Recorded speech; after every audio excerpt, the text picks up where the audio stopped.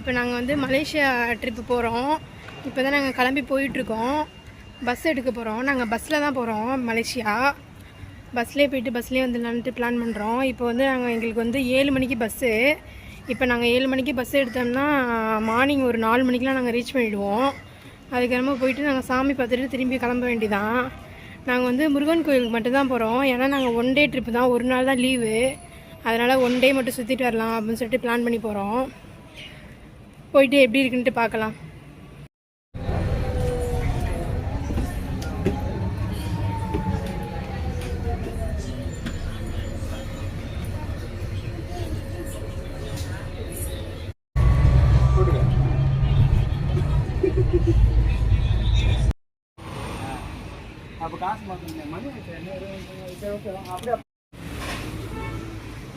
இப்போ வந்து நாங்கள் மலேசியா போகிறதுனால வந்து நாங்கள் பணத்தை வந்து மாற்றுறதுக்காக போயிட்டுருக்கோம்.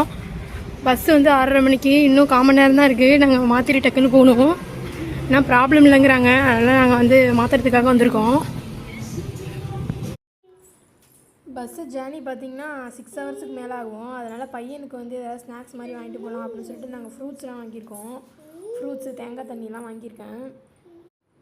இப்போ தான் சிங்கப்பூர் டாலரை வந்து மலேசியா ரிங்கட்டாக வந்து மாற்றுறதுக்காக நின்றுட்டுருக்கோம். ஒரு $200 மட்டும் நாங்கள் வந்து மாற்றி வச்சுக்கலாம் அப்படின்னு சொல்லிட்டு நாங்கள் மாற்றிட்டுருக்கோம். இப்போ தான் மாற்றிட்டு வந்து பஸ்ஸுக்கு போக வேண்டியதான்.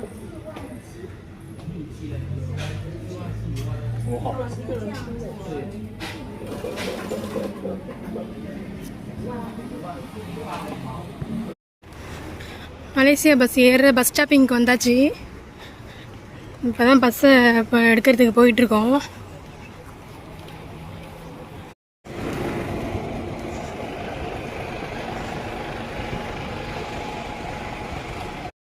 இதுதான் வந்து நாங்கள் மலேசியா போகிற பஸ்ஸு.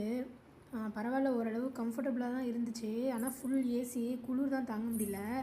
இப்போ நாங்கள் வந்து பார்டர் தாண்டிட்டோம். இதுதான் வந்து சிங்கப்பூருக்கும் மலேசியாவுக்கும் இடையில இருக்கிற பாலம் இது. இப்போ நம்ம வந்து சிங்கப்பூர் செக் போஸ்ட்டை வந்து கடந்து நாங்கள் வந்து போயிட்டுருக்கோம். அடுத்தது வந்து மலேசியா செக் போஸ்ட் இருக்கும், அதையும் கடந்து நாங்கள் வந்து மலேசியாவுக்கு போக வேண்டியதான். இப்போ ரிட்டன் வர்றப்பையும் வந்து இதே போல் செக் போஸ்ட் வந்து கடந்து பாஸ்போர்ட் ஸ்கேன் பண்ணி தான் நம்ம வரணும். இப்போ வந்து சிங்கப்பூருக்கு வந்து ட்ராவலிங்கில் வந்து வரீங்க அப்படின்னா பார்த்திங்கன்னா 1 மந்த்துக்குள்ளே வந்து நம்ம இந்தோனேசியா, தாய்லாந்து, மலேசியா இது போல் கண்ட்ரீஸ்லாம் வந்து போகிற மாதிரி இருந்தால் போயிட்டு வந்துடணும். 1 மந்த்து ஆஃப்டர் வந்து நம்ம போனோம்னா ரீஎன்ட்ரி வந்து சிங்கப்பூருக்குள்ளே வந்து ஆக முடியாது அப்படின்னு சொல்கிறாங்க. ஏன்னா வந்து நம்ம வந்து ஃபஸ்ட்டு மந்த்து மட்டும்தான் வந்து விசாவில் இருப்போம். நெக்ஸ்ட்டு மந்த்து வந்து அவங்களாம் கொடுக்குற எக்ஸ்டென்ஷனு. இந்த எக்ஸ்டென்ஷனில் வந்து நம்ம சிங்கப்பூர் மட்டும்தான் வந்து சுற்றி பார்க்க முடியும். இதில் வந்து நம்ம எக்ஸிட் ஆகிட்டோம்னா வந்து திருப்பி வந்து ரிட்டன் வந்து சிங்கப்பூருக்குள்ளே வந்து வர முடியாது. இந்த விஷயம் வந்து நாங்கள் எங்களுக்கு கிளம்புறப்ப தான் தெரியும். எனக்கு வந்து 4 டேஸ் வந்து இருந்துச்சு, அதனால தான் நாங்கள் வந்து கிளம்பி போனோம். நீங்கள் வந்து 1 மந்த்துக்குள்ளே வந்து மலேசியா இது போல் வந்து அதர் கண்ட்ரிஸ்லாம் போயிட்டு வந்துட்டிங்கன்னா ஆட்டோமேட்டிக்காகவே வந்து நெக்ஸ்ட்டு மந்த்து வந்து உங்களுக்கு 1 மந்த்து விசா வந்து அப்ரூவ் ஆகிடும். அதுக்கப்புறம் நெக்ஸ்ட்டு மந்த்து வந்து நீங்கள் வந்து எக்ஸ்டென்ஷன் வந்து அப்ளை பண்ணிங்கன்னா ஒரு 30 டேஸ் வந்து அப்ளை ஆகும். இது போல் நீங்கள் வந்து 3 மந்த்து வந்து நீங்கள் வந்து சிங்கப்பூரில் வந்து இருந்துக்கலாம். இதுதான் வந்து சிங்கப்பூர் ரூல்ஸு. ஆனால் ரூல்ஸ் வந்து கரெக்டாக நம்ம வந்து ஃபாலோ பண்ணணும். இது தெரியாமல் வந்து நம்ம போனோன்னா நம்ம வந்து ரொம்ப ரிஸ்க்கு. இப்போ நாங்கள் வந்து மலேசியா வந்து ரீச் பண்ணிட்டோம். நைட்டு 1 மணி போல் நாங்கள் வந்து ரீச் பண்ணோம். இப்போ மலேசியாவில் பார்த்திங்கன்னா என் ஹஸ்பண்டோட ஃப்ரெண்டு ஒருத்தவங்க வந்து அங்கே இருக்காங்க. அவங்க வந்து குட் ஃப்ரைடே அன்றைக்கே போயிட்டாங்க. அதனால் வந்து அவங்களோடய வந்து நாங்கள் போய் ரூம் ஸ்டே பண்ணியிருக்கலான் இருக்கோம். இந்த ரூமில் தான் வந்து நாங்கள் வந்து ஸ்டே பண்ண போகிறோம். ரூம் வந்து இப்போ தான் நாங்கள் புக் பண்ணிகிட்ருக்கோம். ரூம்லாம் வந்து நல்லா கம்ஃபர்டபுளாக இருந்துச்சு, எந்த பிரச்சனையுமே இல்லை. ஆனால் நாங்கள் வந்து ஒரு 6 ஹவர்ஸ் போல் தான் வந்து ரூமில் வந்து ஸ்டே பண்ணியிருந்தோம். மார்னிங் வந்து ஒரு 7 மணிக்கெலாம் நாங்கள் வந்து கிளம்ப ஆரம்பித்தாச்சு. நாங்கள் வந்து முன்னாடியே போகலான்னு பார்த்தோம், ஆனால் வந்து டயர்டில் வந்து நல்லா தூங்கிட்டோம். அதனால் வந்து காலைல வந்து சீக்கிரம் வந்து எந்திரிக்க முடியல. இப்போ 7 மணிக்கு நாங்கள் கிளம்பிட்டு கீழே வந்து இந்தியா ஹோட்டல் ஒன்று இருந்துச்சு, அங்கேயே வந்து சாப்பிட்டுட்டு கிளம்பிடலாம் அப்படின்னு சொல்லிட்டு கிளம்பிட்டு இருந்தோம். எல்லாருமே வந்து ரெடி ஆயாச்சு கோவிலுக்கு. இப்போ நாங்கள் வந்து சாப்பிட்டுட்டு வந்து கிளம்ப வேண்டியதான். கேப் புக் பண்ணி தான் போய் ஆகணும். இப்போ தான் நாங்கள் வந்து ரூமை விட்டு வெளில போக போகிறோம். இது வந்து ரூமுக்கு வந்து வெளியில் பால்கனி மாதிரி ஃபுல்லாக கிளாஸு. இதில் உள்ள இது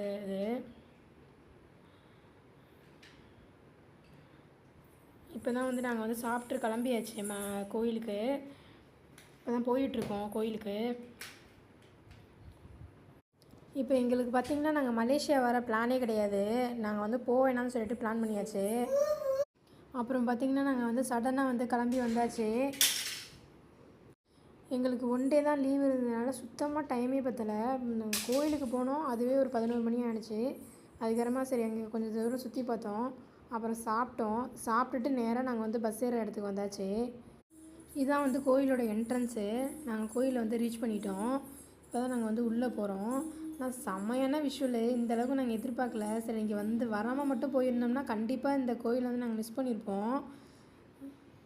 எப்படியும் எங்களை முருகர் வந்து அழைச்சிட்டாரு. முருகர் அழைச்சா மட்டும்தான் இந்த இடத்துக்கு வர முடியும். அவ்வளோ ஹாப்பியாக இருந்துச்சு இங்கே வந்ததுக்கப்புறம்.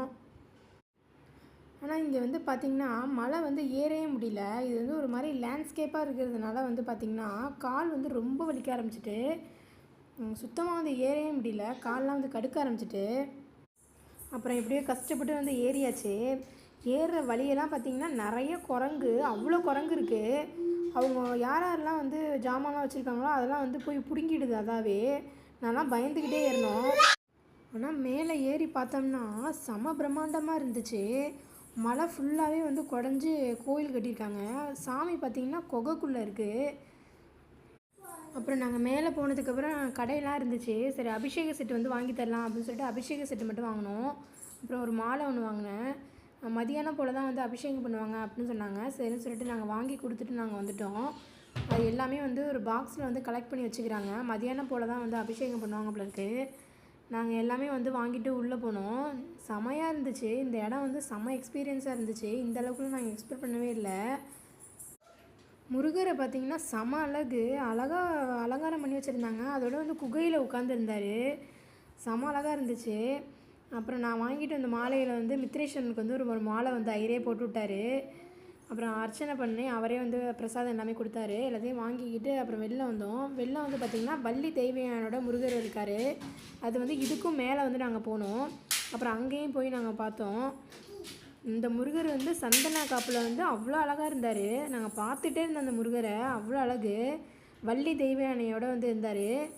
இதுதான் வந்து இந்த கோயில். வெளியிலேருந்து நான் வந்து இந்த கோபுரம் எல்லாத்தையுமே வந்து வீடியோ எடுத்தேன். இந்த மலையெல்லாம் வந்து செமையாக இருந்துச்சு. ஆனால் உண்மையிலே வந்து இந்த கோயிலுக்கு நாங்கள் வராமல் இருந்தோம்னா நாங்கள் தான் வந்து அன்லக்கி. ஆனால் எப்படியோ வந்து முருகர் அழைச்சி நாங்கள் வந்துட்டு போயிட்டோம். செம எக்ஸ்பீரியன்ஸ் இந்த கோயில். அப்புறம் நாங்கள் வந்து சாமிலாம் கும்பிட்டுட்டு கொஞ்சம் ஃபோட்டோஸ்லாம் எடுத்துகிட்டு நாங்கள் இங்கேருந்து கிளம்பிட்டோம். ஒரு 11 மணிக்கெலாம் இங்கேருந்து கிளம்பியாச்சு. அப்புறம் நாங்கள் போய் ரூமை வந்து வெக்கேட் பண்ணிவிட்டு சாப்பிட்டுட்டு அப்புறம் நேராக நாங்கள் வந்து பஸ் ஸ்டாப் போகிறதுக்கு எங்களுக்கு கரெக்டாக இருந்துச்சு. ஈவினிங் வந்து 5 மணிக்கு பஸ்ஸு. 5 மணிக்குன்னு சொல்லிவிட்டு 6:30 மணிக்கு தான் வந்துச்சு. ஃபுல்லாக டிராஃபிக்கு. 6:30 மணிக்கு நாங்கள் வந்து பஸ் எடுத்தோம். நாங்கள் வந்து சிங்கப்பூர் வந்து 3 மணிக்கெலாம் நாங்கள் வந்து ரீச் பண்ணிட்டோம். ஆனால் நாங்கள் போனது பார்த்திங்கன்னா சாட்டர்டேயில் போனோம். அதனால் வந்து எங்களுக்கு டிராஃபிக்கே இல்லை. நாங்கள் போகிறப்ப சீக்கிரம் போயிட்டோம். ஆனால் வர்றப்போ செம்ம லேட்டு. அவ்வளோ டிராஃபிக்கு. அதெல்லாம் வந்து வீடியோ எடுக்க முடியல பஸ்லேருந்து. அவ்வளோ தூரம் வந்து டிராஃபிக் நின்றுட்டு இருந்துச்சு. அவ்வளோதான் கிளியர் பண்ணி வரதுக்கே வந்து ரொம்ப லேட் ஆகிட்டு. இது போல் என்னோடய விளாக்ஸ்லாம் பார்க்கறதுக்கு என்னோடய சேனலை ஃபாலோ பண்ணுங்கள், சப்ஸ்கிரைப் பண்ணுங்கள். Thank you friends.